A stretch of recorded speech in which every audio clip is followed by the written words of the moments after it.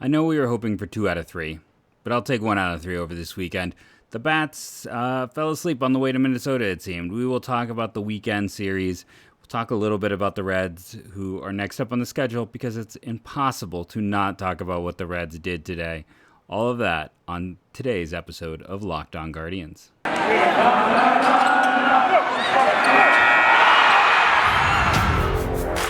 You are Locked On Guardians, your daily podcast on the Cleveland Guardians, part of the Locked On Podcast Network, your team every day.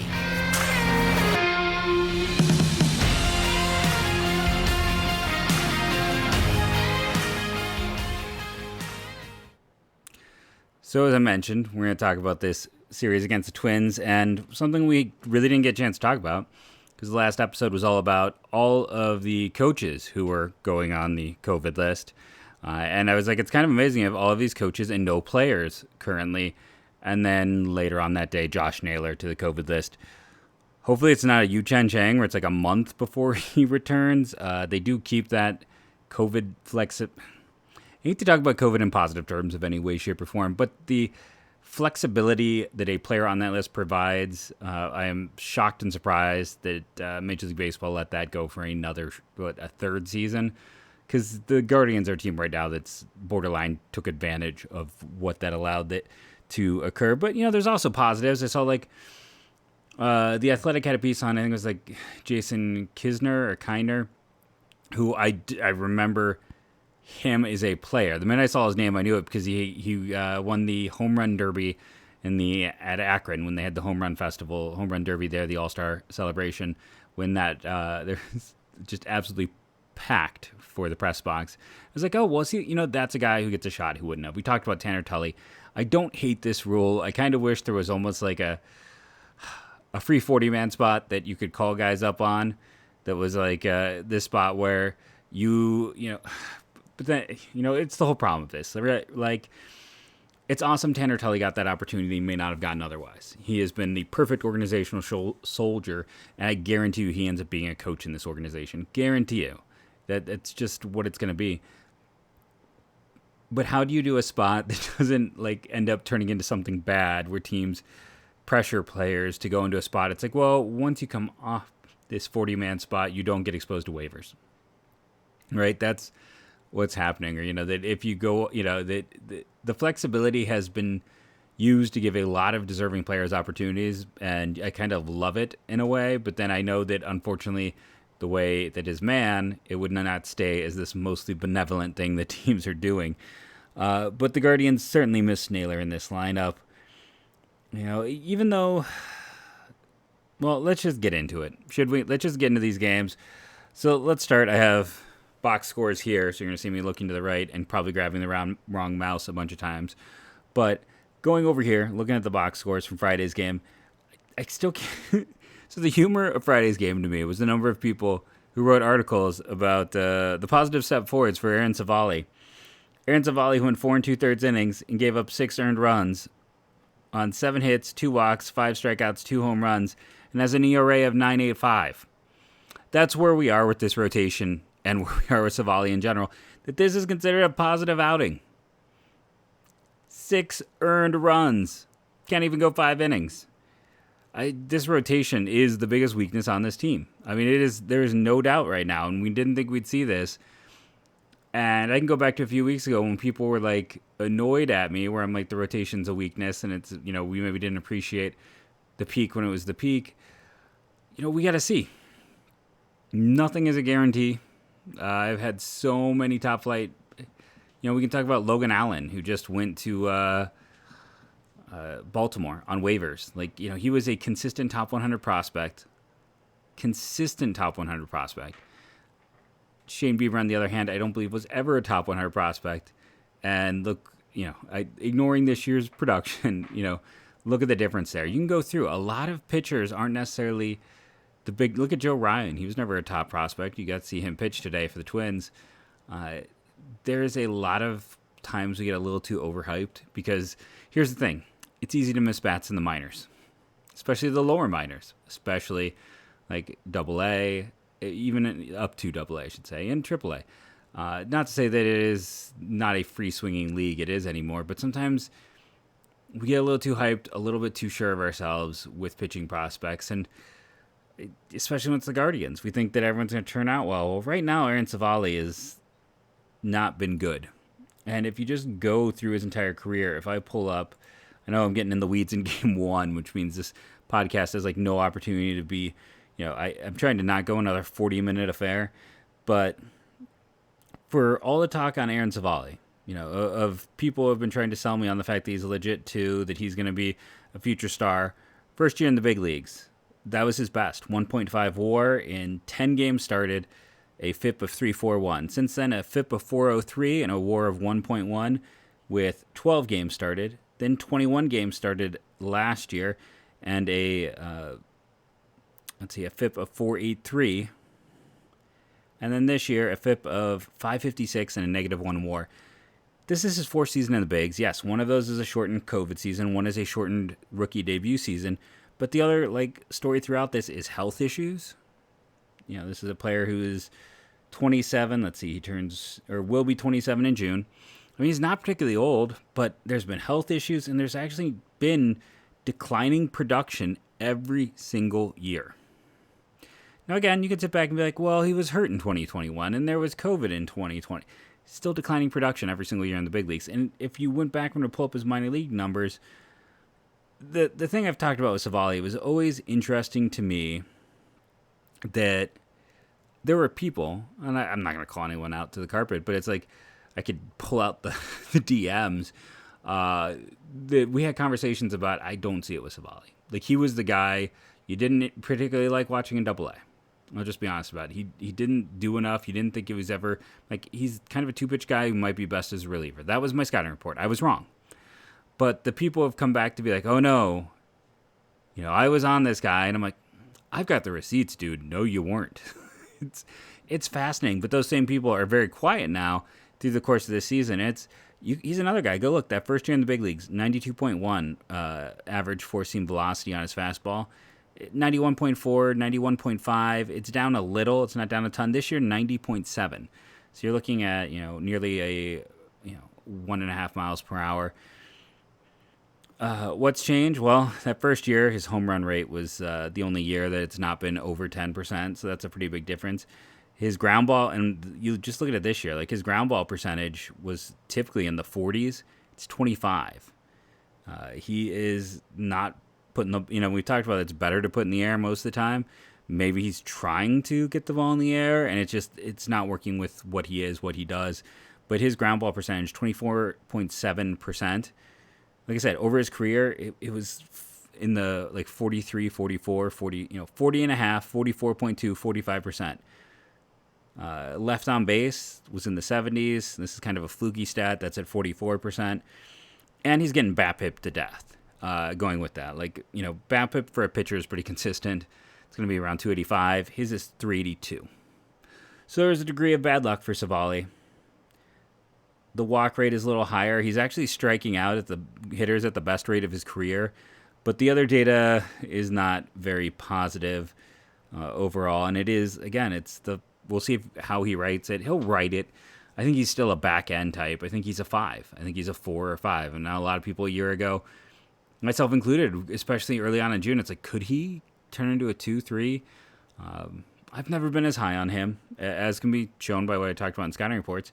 But yeah, I don't think any of us expected him to be this bad of what he has been. And he was bad. And this was a game that had a lot of badness. We're going to take a break here to talk about good things. And we'll come back and continue to talk about this first game in the series for the Twins and the Cleveland Guardians. And our first fantastic sponsor today is Bet Online. You know Bet Online by now. I've been talking about them for over a year.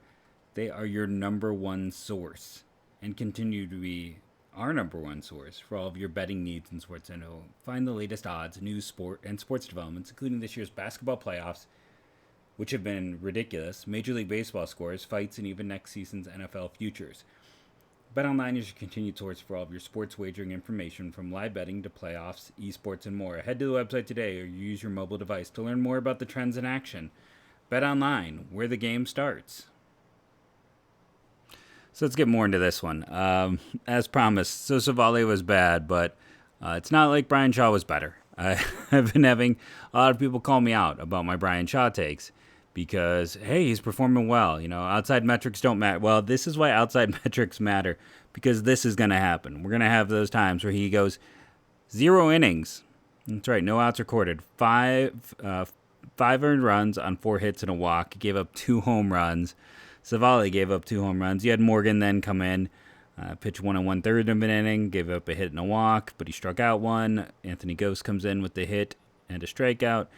And then Hench's, his ERA is now over 1 because he gave up a run as well on a walk. He didn't actually give up a hit, but he gave up a run on the walk.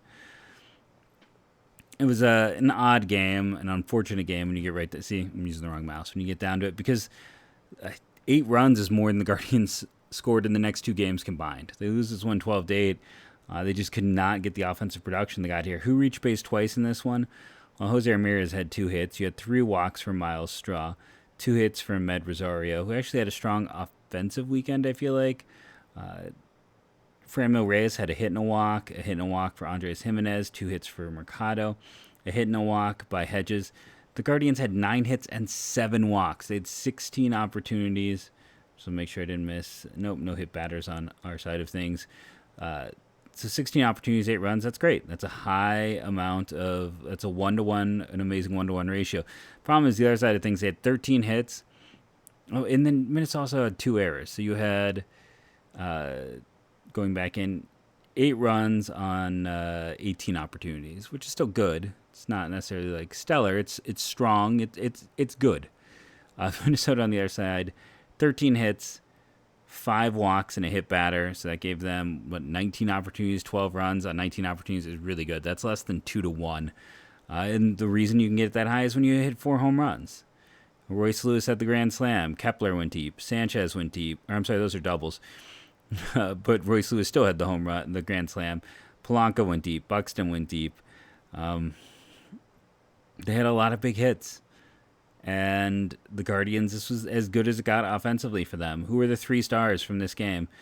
I feel like you have to give to Jose Ramirez, who went 2 for 4 in this game. I almost always want to reward Hedges when he's like, hey, he reached base twice and had a home run, and the defense is good. Mercado with his 4th home run and having 2 hits. I'm tempted to lean there. Probably go with Mercado, go with Jose, and then I'm going to go with Jimenez over Rosario. Even though Rosario had the 2 hits, Jimenez had the walk and a hit, and one of them was a home run. He's continuing his high offense and defensive performance. What I don't love is that when Rosario is in, he's a short. And again, that just is not good for this team. It's just not. And it's just like that's the only position he can play. It feels like they're in this situation. It's like, okay, so if Miller's going to play first base with Naylor out, then Rosario can't play second. Why can't he play second? Oh, how about this? Let's play him at first base. Can he really be any worse there than he is at any other position? Moving Jimenez off second where he's a defensive wizard is frustrating. It's a frustrating thing to watch as a fan because we know that in the grand scheme, it's not as good. You're going from a plus defender to a below average defender at unarguably one of the top 3 defensive positions for your team. So let's talk about the win. Bieber, velocity still wasn't there, but he was definitely sharp, but not as sharp. That's the thing. Like 1 run on 7 hits and 3 walks. And that 1 run coming on a home run. That's a low opportunity cost. That is one of those situations the Twins should have got more off of him. When you have that many base runners, they should have had more. They didn't. They had 10 hits and 3 walks. They had 13 opportunities and hit batter. So that's 14 opportunities, 2 runs on 14. Like they should be at 3. They should really be at 3. That is a low outcome based on that. They were a bit unlucky. They didn't string things together. They had the home run. That's one of the runs. And then they had a pair of doubles. The interesting thing is all the extra base hits also came off of Bieber. So he gave up 7 hits, 3 of them for extra bases. I don't think this is one of those games where, Fridays was what's wrong with Shane Bieber. I don't think we know what the answer to that is, and I don't think he's going to end up getting one of the 3 stars for this game because he was effective, but I don't think he is still Shane Bieber of 2 years ago, even remotely right now. Trevor Steffen, 1 2/3, 1 hit and 1 strikeout. Sandlin picks up the win. Nice to see him rebound after some rough performances. Goes 1 2/3 with the hit. Class A doesn't keep it clean. 1 earned run, the runner at second scores, but he gets it done, picks up the 7th save of the year, a hit and a strikeout. Who reached base twice in this one? Well, when you're just going down, Reyes, again, had a hit and a walk. So, and then Kwan had 2 hits, and that's it. Jose Ramirez had the rare offer. Rosario had an offer. So did he play well on Sunday? I felt like Rosario played well. It wasn't that great on Sunday. I guess my statement was I was just complaining all of Friday's performance. Not great. And then again, with him hitting 5th, he has been a worse hitter this year than Franmil.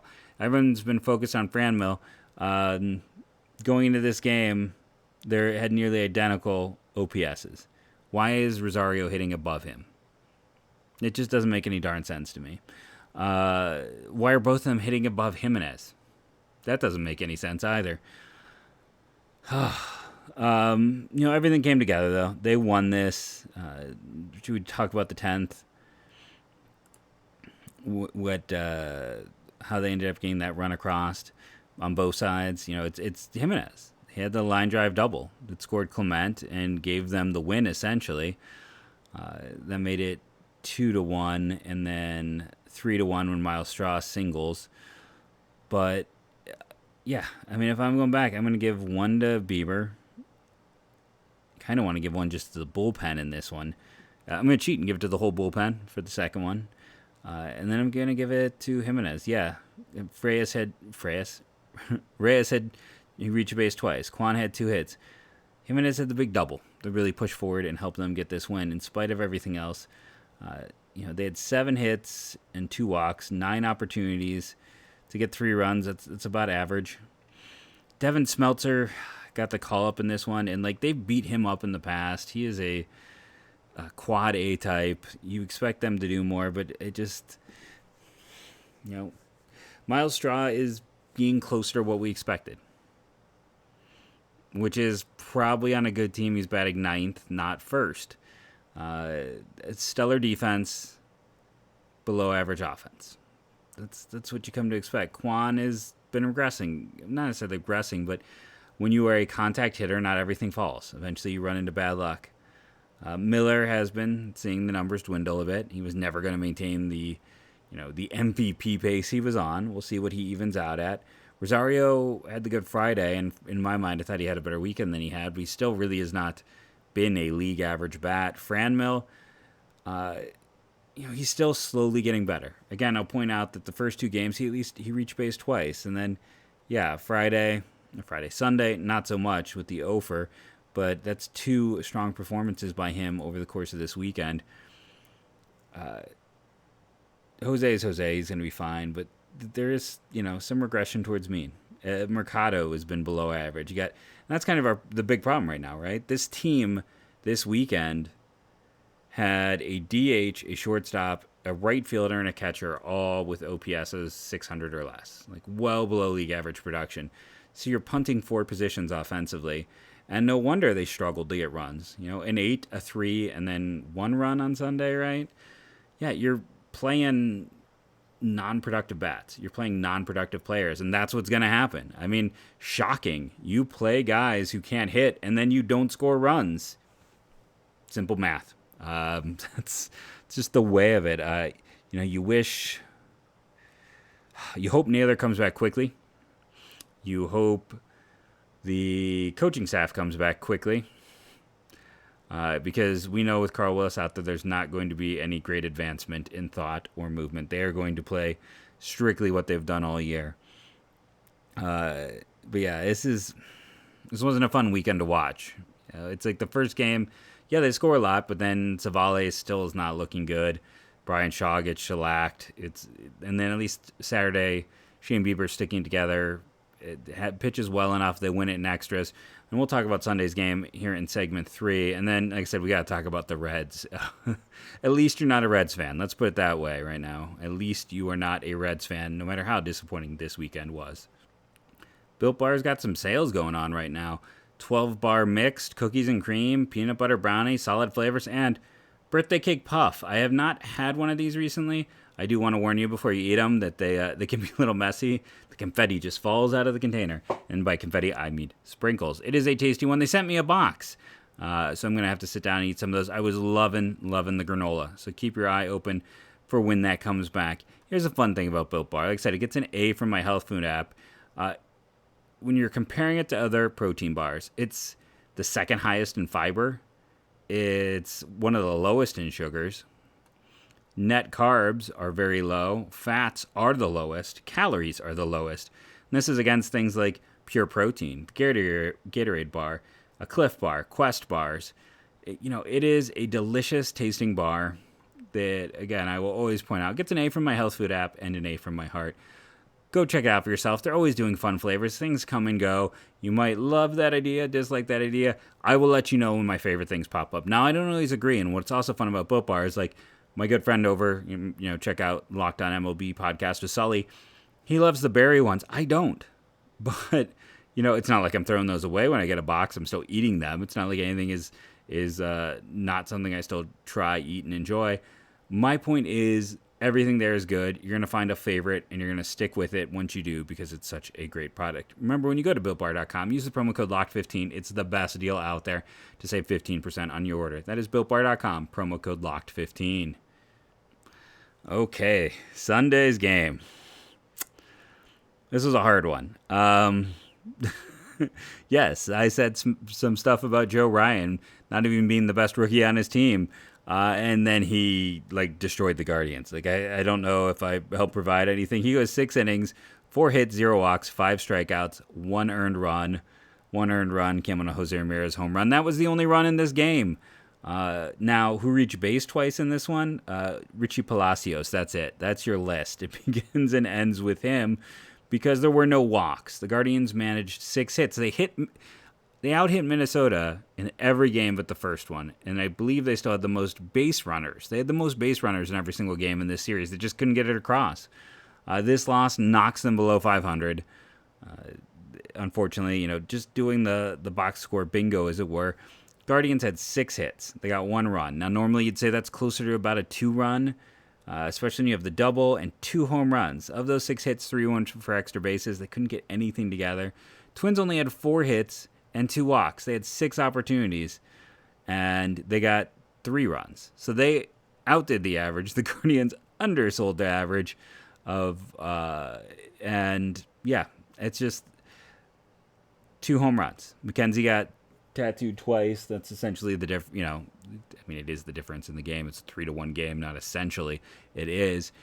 They also managed to manufacture 1 more. But McKenzie didn't pitch poorly. 7 innings, 3 earned runs, just 3 hits, 2 walks, 4 strikeouts.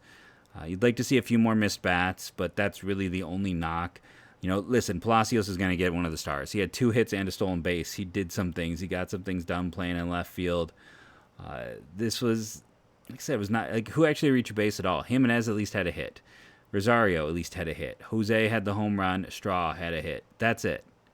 Franmil an Ofer. Owen Miller an Ofer, which dropped him. I don't think dropped is a word. Dropped him. He's now hitting below 300. Remember when he was 343 at the start of the week? It's been a rough week for him. He's regressing a bit to mean.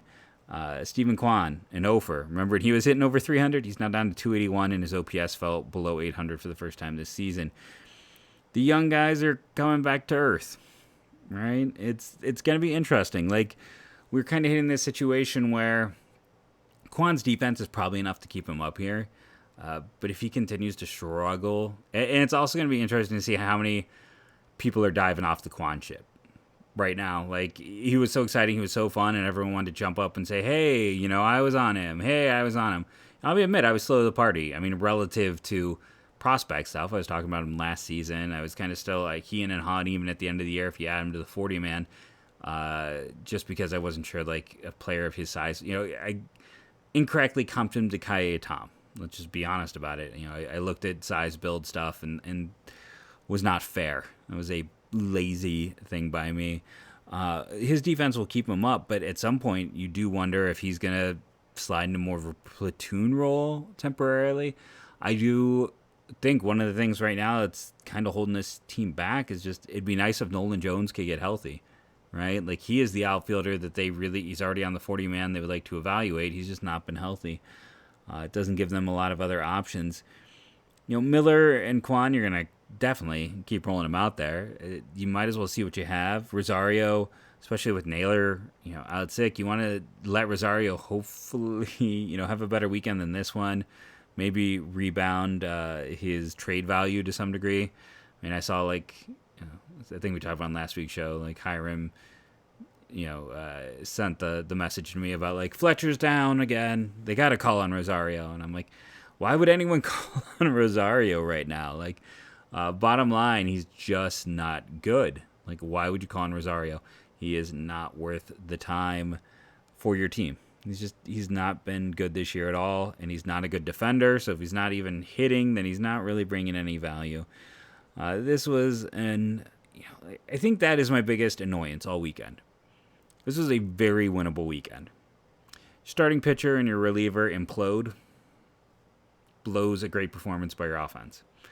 You get the overtime win. Then you come back and your starter pitches well and your offense just does not show up at all. Gets dominated utterly in this one. It could have left this weekend. Let's see. So if they win the 2 games here, they end up being 18 and 15, and then the Twins would be a tie for the Central. That could have been it. And this is not like they were dominated this weekend. They were in these games. They actually had more base runners in most of these games. They just couldn't put it all together. Now they are under 500, but the good thing, you never want to sit back and say, the good thing. We'll profile the Reds on tomorrow's show, since Monday's an off day. I'll also be curious to see if there's any roster moves on the off day. We've seen that happen before. This is a week with 2 off days in it, so it'll be interesting to see how things get maneuvered and when coaches and players can come back from the COVID list. Because I assume it's not going to be everyone all at once. It's going to be a slow marching out of it. But the Reds today threw a combined no-hitter and lost. My wife doesn't follow baseball in depth. I decided not to say that in the Borat voice, even though it feels like you're contractually obligated every time you say my wife. I'm gonna go against the grain and not make I guess there was the new movie last year, but what is essentially a decade-old joke. She even understood how weird that was. I stopped to tell her because I was just like, this is crazy. I'm gonna tell you. I know you don't care, and I likely don't necessarily even know what this means, but I'm like, we've gone to games, enough, and even she understands that that's weird. So that's where the Reds are. You could be a Reds fan where their ownership is somehow even worse than for as much as we get annoyed, Cleveland's ownership stays out of the picture, and they, the Reds have stepped up a little bit more with their ownership spending, but at the same time, it's some of that has hurt them. Being stuck with Votto's big deal is one of the reasons that they gave away Winker instead of getting real prospects to get rid of Suarez. Being stuck with Brandon Phillips' contract, they have spent a little bit more. But man, those comments from the Suns owner, it's an ugly looking situation. The Reds have never had, fun fact, the top overall pick in a baseball draft. They're one of those teams. I had that recent tweet I sent out. Cleveland never has either. And the 2 teams that have never picked first or second are the Cardinals and the Red Sox, fun fact. But right now the Reds are at 9 wins. 9-26. The Reds, if I was GM of the Reds, which, I might be before the year is done, let's be honest. I got a chance, right? I got a shot with the way things are going there. No, I've said too much bad things about ownership. But, if I was in charge of that Reds team, Guardians fans are always like, let's trade for Tyler Stevenson because we need a catch. Why would they trade a 23-year-old catcher who's 5 years away from our free agency? I'm holding on to a catcher because you can never find catchers. Let's let him continue to, and he'll keep his value. Like, I wouldn't trade him at all.